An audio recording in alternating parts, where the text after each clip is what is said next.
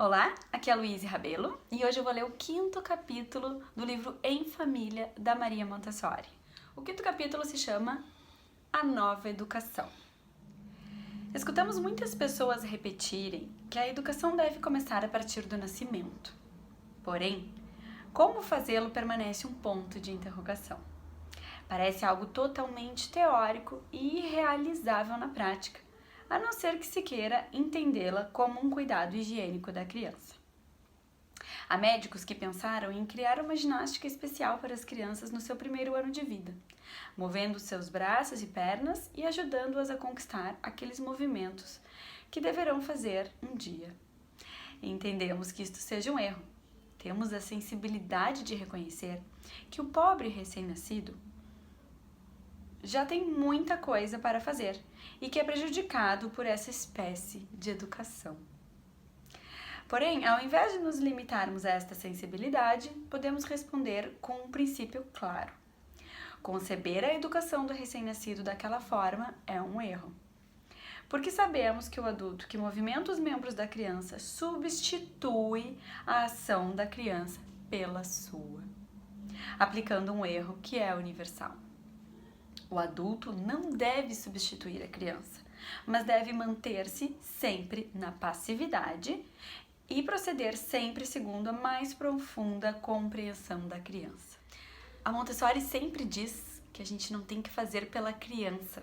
A gente não tem que botar o recém-nascido numa posição que ele ainda não consiga fazer sozinho, porque aí a gente está pulando etapas e não está deixando a criança desenvolver o que ela precisa desenvolver. Os movimentos devem partir do interior, ditados pela organização da vida interior. É esta organização que chamamos de encarnação.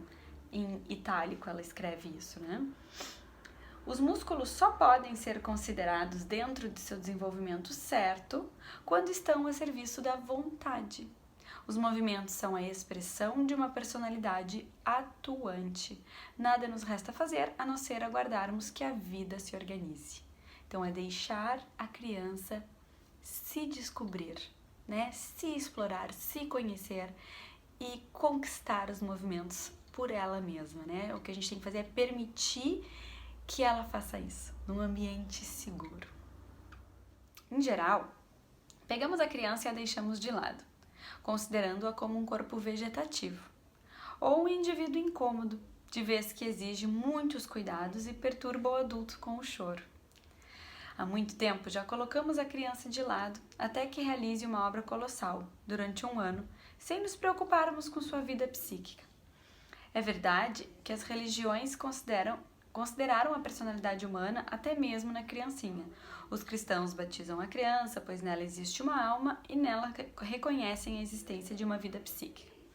Contudo, apesar disso, não consideraram a personalidade latente que está nela durante um período cuja importância é fundamental para todo o desenvolvimento da personalidade. Assim sendo, podemos considerar gravíssimo o erro que possa ter perturbado o desenvolvimento da criança, de vez que ele pode influir sobre todo o conjunto da personalidade que deve formar-se.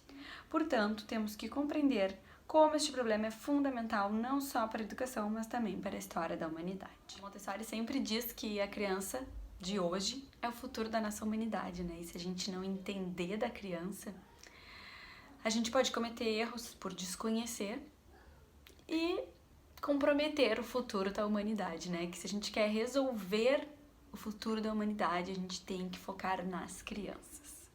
A criancinha, mesmo quando já está um pouco crescida, é definida pelos educadores como uma cera mole, que se pode plasmar a seu modo. Ora, a ideia é verdadeira quanto à definição da cera mole, mas o erro está na afirmação de que o educador deve aproveitar-se dessa condição para plasmar a criança.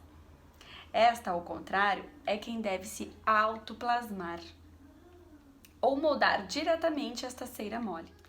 Conta uma lenda japonesa que as criancinhas mortas e recebidas na vida eterna dedicam-se lá no além à construção de torrezinhas com muitas pedrinhas e que alguns demônios malvados destroem essas pequenas torres mais rápido do que as crianças as construíram. Essa seria a danação da criança. Pois muito bem, a atuação do adulto é idêntica a esta ação. a qual, mesmo quando não é feita por prazer, é diabólica, nos seus efeitos destrutivos e desagregatórios em relação a tudo aquilo que a criança vai construindo, laboriosa e delicadamente na sua vida interior. O adulto não se dá conta disso, a criança recomeça, o adulto novamente destrói. Essa luta tem lugar desde quando a criança está totalmente inerte e ainda não sabe organizar os próprios movimentos nem falar. A Montessori dizia que a criança é autoaprendiz, né? Que ela vem com um professor interno que diz para ela o que ela precisa para se desenvolver e ela busca isso. E o adulto, sem saber, está sempre interferindo, achando que ele é o responsável por fazer a criança se desenvolver. Compreende-se, então, como num período tão sensível seja importante a educação, no sentido de que o adulto seja passivo, que não intervenha cega e inoportunamente a fim de não se transformar numa força desagregadora e destruidora. Podemos escolher nosso caminho como educadores, e para escolhê-lo é preciso compreender, com a nossa sensibilidade, a ação necessária para ajudar a construção da criança. Entender aquilo que precisamos inibir em nós mesmos para não nos transformarmos em demônios, ou seja, em destruidores. Quem cria é a criança. Sem dúvida alguma, não somos nós. Essa noção deve ficar clara, mas não é fácil que isso seja conseguido nas mentes comuns, porque vivemos dentro do preconceito de sermos nós, os adultos, os criadores da nova vida. Faz-se necessário livrar-nos do preconceito dessa nossa importuna e diabólica ilusão de onipotência. Ela sempre dizia que o adulto tem que ser mais humilde em relação à criança, né? E confiar mais na criança e ser mais espectador e deixar a criança descobrir, se desenvolver. A criança, no seu pequeno mundo psíquico, absorve imagens de coisas, correspondências entre as coisas e o seu desenvolvimento já está muito adiantado, quando nem ao menos suspeitamos que exista. É a tal da mente absorvente que Montessori fala, né? A criança, desde que nasce, está absorvendo tudo ao seu redor. Querendo ela ou não, querendo nós ou não. Uma pessoa carregava no colo uma criança de poucos meses. O menino vê na sala de jantar alguns quadros que representam algumas frutas. Olha-os e reage como se quisesse comê-las. Seu único alimento era o leite. Porém, tinha visto os gestos dos adultos ao comerem. Então, a pessoa que a carrega nos braços, dando-se conta do interesse e prazer da criança, permaneceu com ela diante do quadro até que seu interesse terminou. Esta pessoa comportou-se como um educador, deixando que a criança fizesse um exercício interior, manifestado através do ato de reproduzir aquilo que tinha visto os adultos fazerem. A criança se movimenta a fim de satisfazer a sua paixão em observar. Observa a boca do indivíduo adulto falar. Julgamos que para chamar a atenção da criança seja necessário gritar, chamá-lo pelo nome. Isso não é verdade, pois se ao invés de falarmos, fizermos pequenos movimentos com os lábios de modo claro, a criança focaliza toda a sua atenção em nossos movimentos. É algo que a fascina, porque desperta nela a sensibilidade para com um trabalho que deve fazer. Iniciou-se o período sensível da linguagem. Tem um vídeo que eu falo sobre a fala, que eu comento sobre essa questão do período sensível e como ajudar a criança, né? Como falar claramente para a criança absorver melhor. Se mantivermos uma criança de apenas 4 meses perto de uma pessoa que só faça movimentos com a boca, constataremos nela um vivo interesse. Evidentemente, esses movimentos são de seu agrado, muito mais do que as coisas da natureza, porque estamos estimulando nela aquela capacidade imitativa que coincide com a sua necessidade de progresso interior. Passemos às crianças maiores. Vi alguns pais japoneses conseguirem uma compreensão bem maior e profunda por parte das crianças do que nós. Uma delas tinha levado seu filho de 2 anos para passear, e quando este se sentava na calçada, o pai não lhe dizia: "Tem poeira, que capricho, vamos!" Mas esperava, com a maior paciência, que o menino levantasse para continuar seu caminho. Isso também é uma atitude do educador, pois este pai submetia a própria personalidade dominante à do filho, respeitando a sua atividade. No meu curso online eu falo uma aula só sobre esse andar, que é muito interessante, assim, enquanto a gente não respeita o ritmo da criança, né? E quando a gente sai com a criança para passear, a gente tem que deixar a criança ditar o ritmo, o que vai observar, a gente tem que deixar a criança explorar. E a gente só leva a criança quando a gente tá com pressa, vamos, anda! E não deixa a criança se desenvolver. E aí pega no colo e vai e fica tudo mais complicado.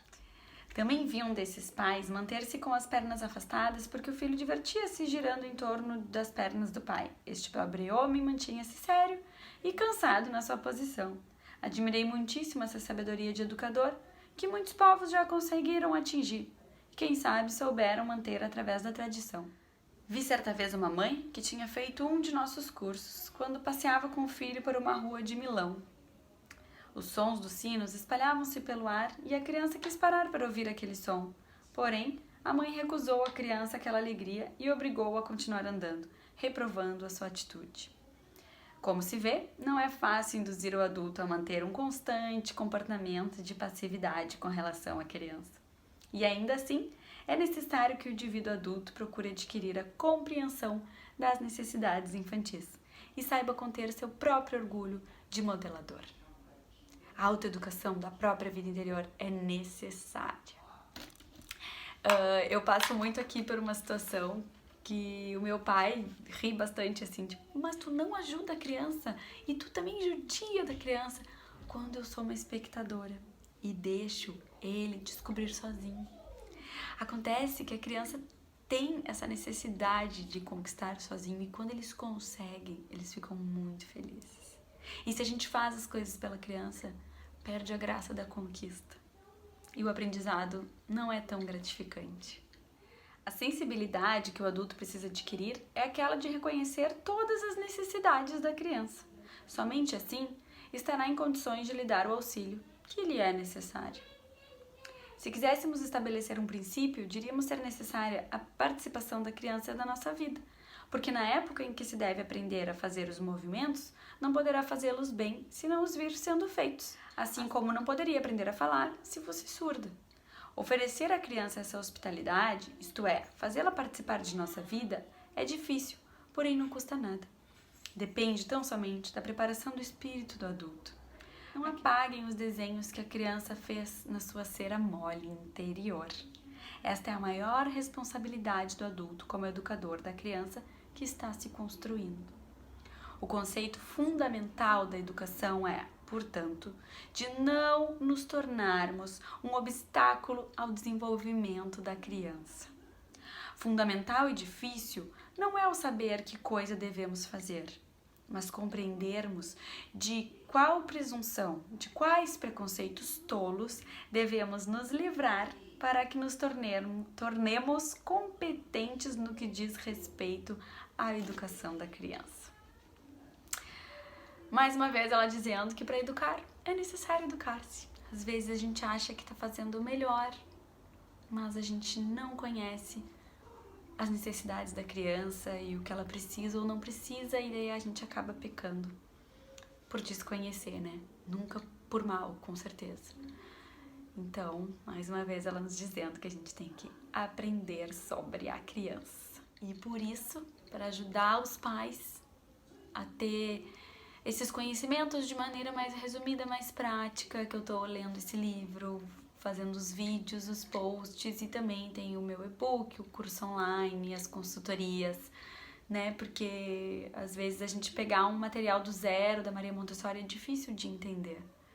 E quando a gente já pega mais mastigado, mais resumido e começa por ali, vai ficando mais fácil a caminhada, né?